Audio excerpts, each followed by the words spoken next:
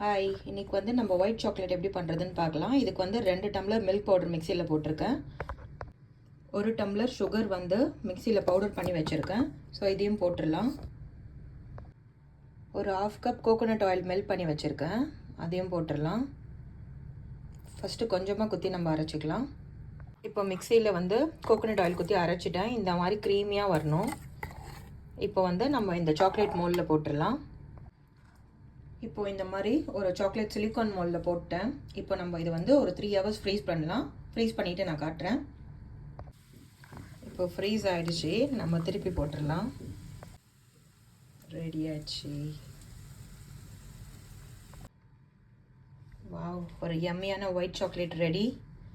இதை நான் மோல்ட்லேருந்து எடுத்துட்டேன். இந்த மாதிரி பீஸாக பண்ணி வச்சுருக்கேன். செம்ம சூப்பராக வந்திருக்கு. நீங்களும் ட்ரை பண்ணுங்கள். Thank you so much.